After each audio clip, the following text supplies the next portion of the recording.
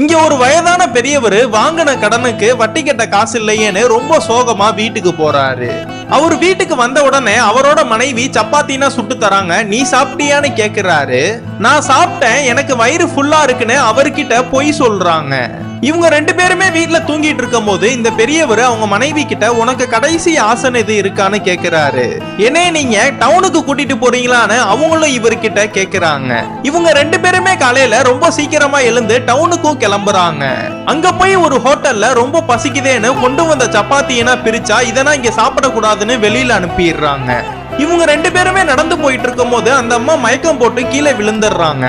அந்த அம்மாவை தூக்கிட்டு போய் ஹாஸ்பிட்டல்லாம் சேர்த்து செக் பண்ணி பார்த்தா அந்த அம்மாவுக்கு கேன்சர் இருக்குன்னு சொல்லிடுறாங்க. இன்னும் ஒரு மாசம் தான் அவங்க மனைவி உயிரோட இருப்பாங்கன்னு சொல்லிடுறாங்க. இதெல்லாம் அந்த பெரியவரும் அந்த மனைவி கிட்ட சொல்லும் போது காசுக்கு என்னையா பண்ண போறோன்னு அவங்களும் கேக்குறாங்க. ஹாஸ்பிட்டல்ல ஃபீஸ் கட்டுறதுக்கு கூட இவங்க கிட்ட பணம் இல்லாம ஹாஸ்பிட்டல்ல இருக்கிற யாருக்குமே தெரியாம வெளியில வந்துடுறாங்க. அப்ப வெளியில வந்ததும் அவங்க மனைவி சொல்றாங்க, என் பக்கத்து பெட்ல ஒருத்தவங்க படுத்திருந்தாங்க, அவங்களுக்கும் கேன்சர் வியாதி தான், அவங்க ரொம்ப அவதிப்பட்டு கத்திட்டு இருந்தாங்க, என்னாலேயே அது மாதிரியே அவதிப்பட முடியாதுன்னு என்னைய இங்கேயே கொன்று நான் இங்கேயே நிம்மதியா போய் சேர்ந்துடுறேன்னு அவங்க கணவர்கிட்ட கையை எடுத்து கும்பிடுறாங்க.